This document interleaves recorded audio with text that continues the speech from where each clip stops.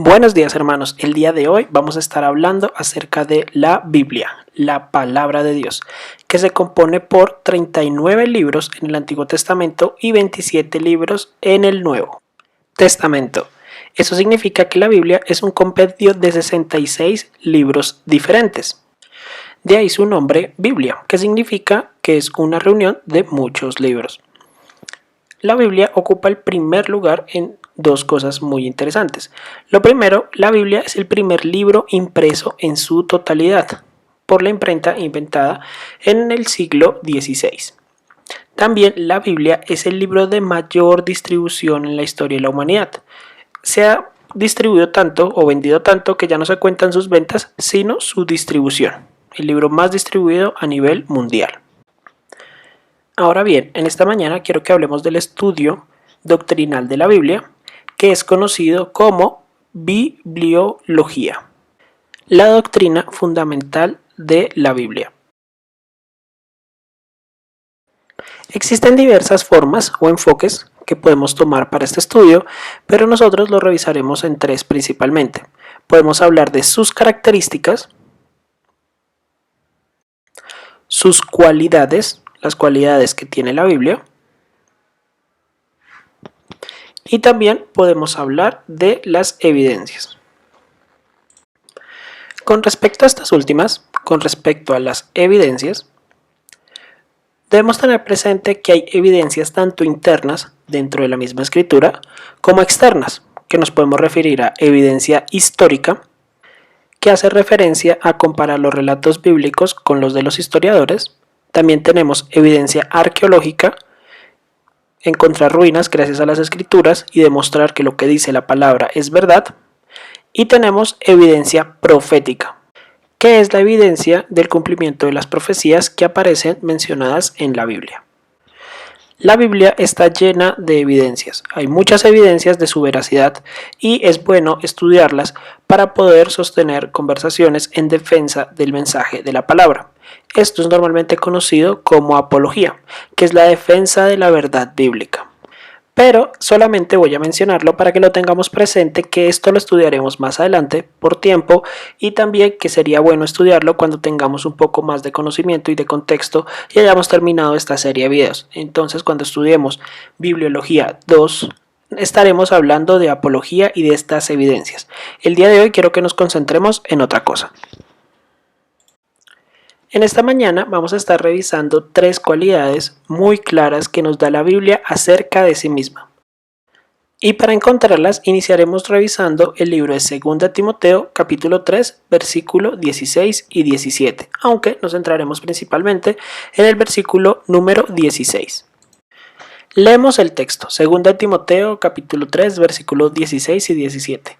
Toda la escritura es inspirada por Dios y útil para enseñar, para redarguir, para corregir, para instruir en justicia, a fin de que el hombre de Dios sea perfecto, enteramente preparado para toda buena obra.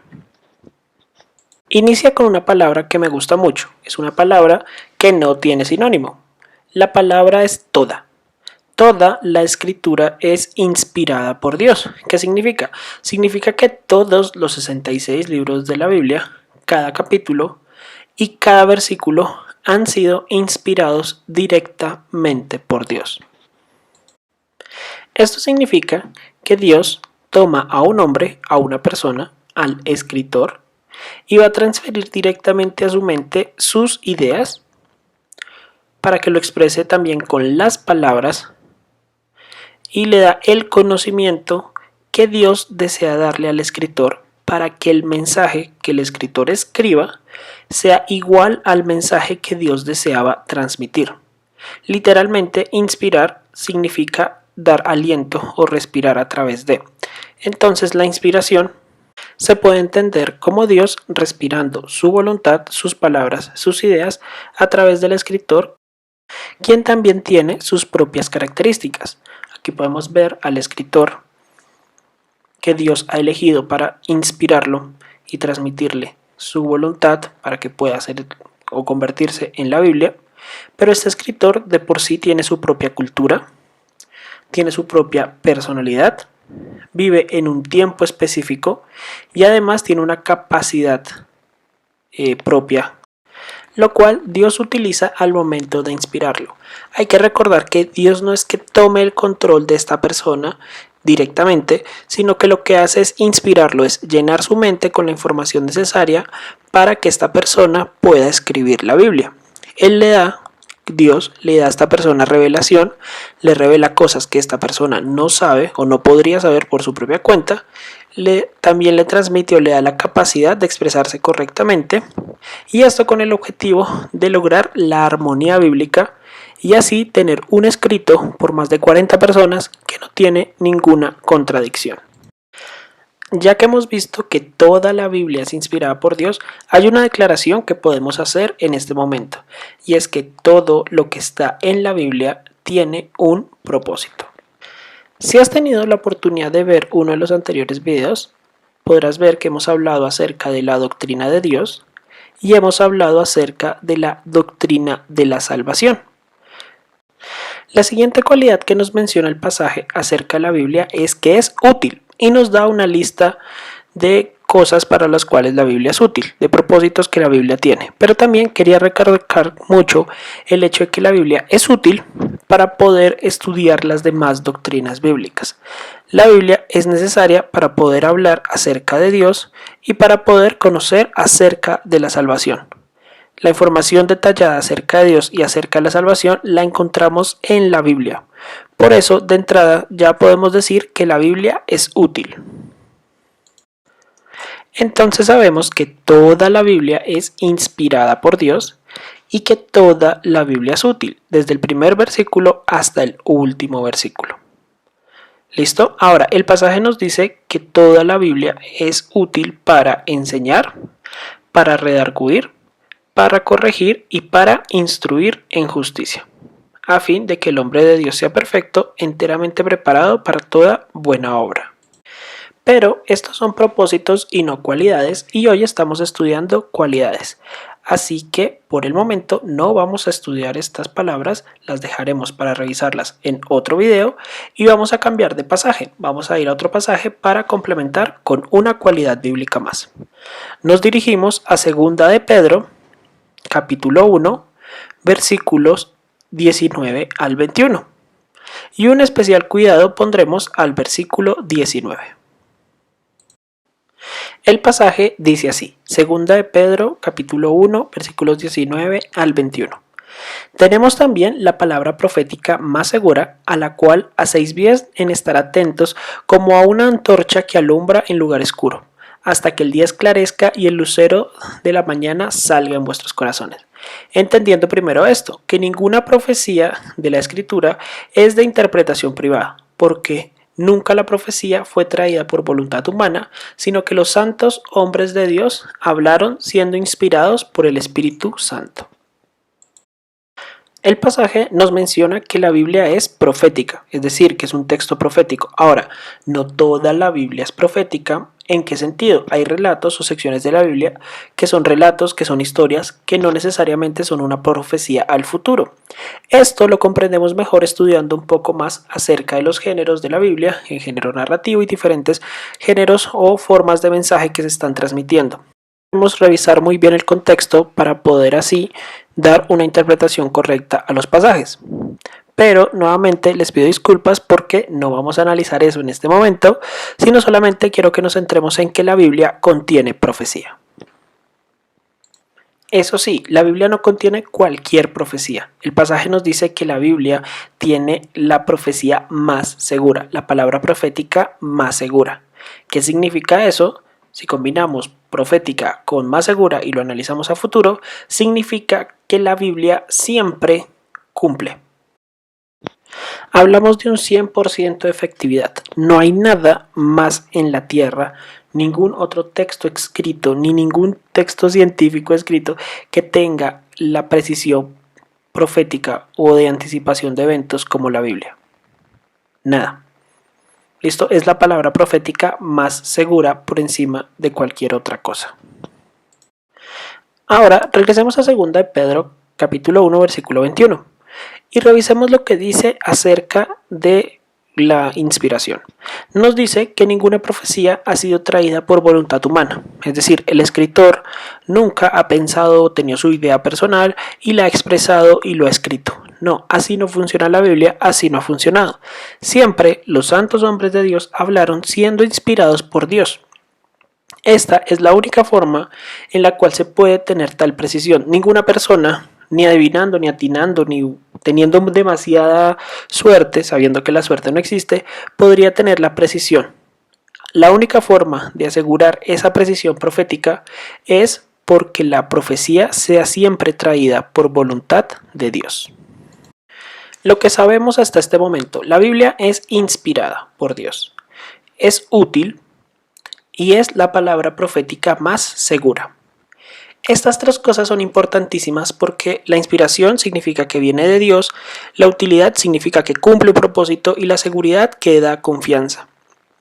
Estas tres cualidades que hemos visto hasta el día de hoy las vemos totalmente reflejadas en la salvación.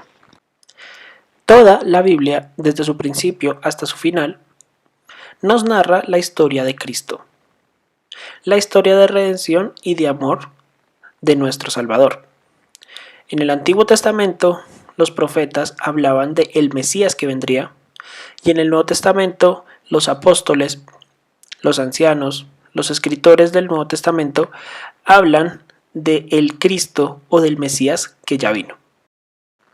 Narrando todo en una armonía perfecta, porque conforme a las Escrituras, Cristo vino al mundo, conforme a las Escrituras, Cristo murió, fue sepultado, pero no se quedó en el sepulcro, sino que Cristo resucitó y ascendió a los cielos. Esto no lo cuenta la Biblia. Nos cuenta que Cristo está a la diestra del Padre y que en el futuro Cristo descenderá del cielo a la tierra y juzgará a todas las naciones. ¿Cómo sabemos esto? Lo sabemos porque está escrito en la Biblia, que ha demostrado ser la palabra profética más segura y tiene unas promesas especiales para el creyente, cosas que los apóstoles y los ancianos del Nuevo Testamento han relatado para nosotros. Nos han mencionado acerca del rapto, nos han mencionado acerca de que así como Cristo no quedó en el sepulcro y resucitó, nosotros resucitaremos con él. Pero no lo decimos como creyendo cuentos de hadas, lo decimos como confiando en la palabra de Dios, lo decimos confiando en la palabra profética más segura que ha sido inspirada y es útil en nuestros días. Una pregunta para ti, hermano, en esta mañana. ¿Cómo tratas tú a la Biblia? ¿Confías en ella? ¿La obedeces? Y si es así, ¿la compartes? Debes recordar que estas tres cosas van de la mano. Como un consejo para esta mañana, hermano, quiero decirte que háblale a Dios, pero también lee lo que Dios ha hablado. De lo contrario, no tendremos una verdadera comunicación con el Señor. Algo que he aprendido en las terapias con mi hijo es que la comunicación, o para que haya una verdadera comunicación, se deben respetar los turnos comunicativos. Para que yo pueda hablar con otra persona, debemos tomarnos turnos. Yo debo hablar mientras la otra persona escucha, para que luego, mientras esta persona habla, yo escuche. Si no se respetan estos turnos comunicativos, simplemente no puede haber una sana comunicación, mucho menos una comunión o establecerse una relación de amistad entre las personas. Por eso es importante respetar los turnos y también dejarle el turno a Dios para que Él nos hable a través de su palabra. Por último, recordemos que debemos confiar en la palabra de Dios, podemos hacerlo, debemos obedecerla, pero solo la obedeceremos si confiamos en ella, y también debemos compartirla, y solo la compartiremos si previamente la obedecemos, confiando en que el Señor obrará de acuerdo a sus promesas. Así que la invitación, hermanos, el día de hoy es que obedezcamos a la palabra del Dios confiando en ella. Por ejemplo, hay un pasaje que me gusta mucho, creo que lo he mencionado antes, soy fanático de los versículos cortos, y hay un pasaje que menciona que debemos dar gracias en todo. El pasaje dice así: dad gracias en todo porque esta es la voluntad de Dios para con vosotros en Cristo Jesús. Me refiero a 1 Tesalonicenses 5:18. Mi invitación hoy es que podamos poner en práctica la confianza y la obediencia al Señor en su palabra, dando las gracias, dándole gracias a las personas que nos rodean, dándole gracias a nuestros familiares cercanos, a nuestra esposa, a nuestros hijos, a nuestra madre, a nuestro papá, a nuestro pastor, a nuestros maestros, a nuestros líderes, dándole las gracias a las autoridades por las cosas que ocurren. Y yo también quiero darles muchas gracias por ver este video. Permítanme orar y terminamos. Señor Dios Todopoderoso, estoy agradecido contigo por tu palabra. Gracias, Señor, te damos porque de tu voluntad está el compartirla con nosotros. Ha sido tu voluntad, Señor, revelada en ella. Ayúdanos a poder confiar más en ella, Señor, a obedecerla y compartirla con nuestras palabras y con nuestros actos. Oramos en los méritos de tu Hijo amado Cristo Jesús. Amén.